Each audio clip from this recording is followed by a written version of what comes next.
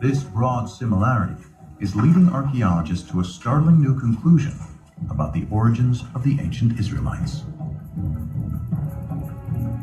The notion is that most of the early Israelites were originally Canaanites, displaced Canaanites. The Israelites were always in the land of Israel. They were natives, but they were different kinds of groups. They were basically the have-nots. So what we're dealing with is a movement of peoples, but not an invasion of armed hordes from outside, but rather a social and economic revolution. Ancient texts describe how the Egyptian rulers and their Canaanite vassal kings burdened the lower classes of Canaan with taxes and even slavery.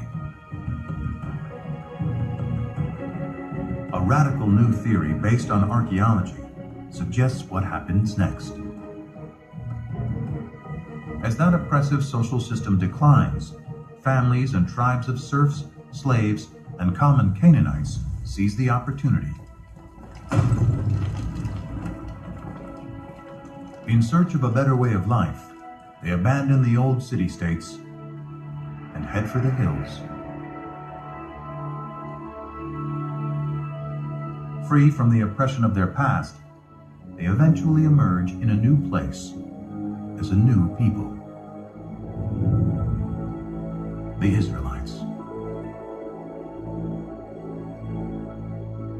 In the text, you have a story of the Israelites coming from outside and then besieging the Canaanite cities, destroying them, and then becoming a nation in the land of Canaan.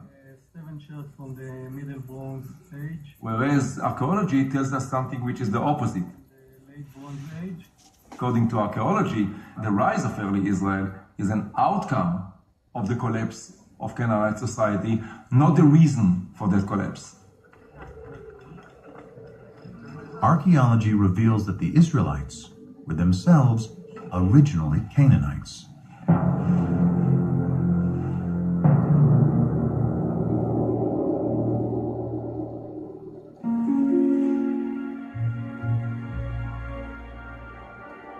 So why does the Bible consistently cast the Israelites as outsiders in Canaan? Abraham's wanderings from Mesopotamia, Moses leading slaves out of Egypt and into the Promised Land, and Joshua conquering Canaan from outside.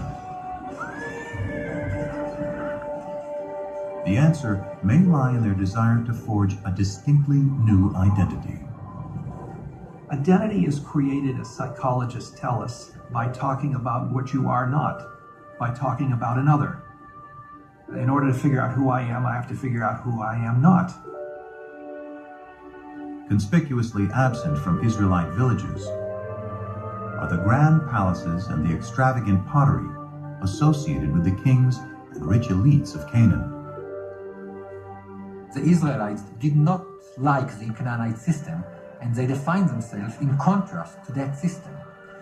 So by not using decorated pottery, by not using important pottery, they developed an ideology of simplicity, which marked the difference between them and the Egyptian Canaanite system. If the Israelites wanted to distinguish themselves from their Canaanite past, what better way than to create a story about destroying them?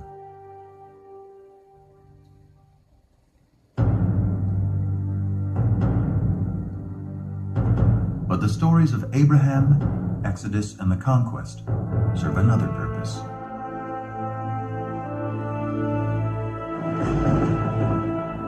They celebrate the power of what the Bible says is the foremost distinction between the Israelites and all other people: their God.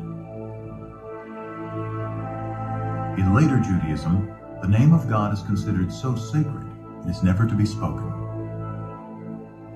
We don't know exactly what it means.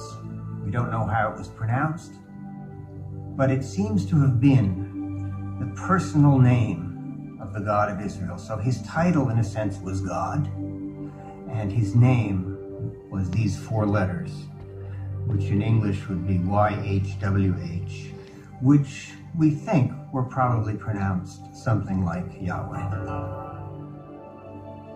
But Yahweh only appears in the Hebrew Bible.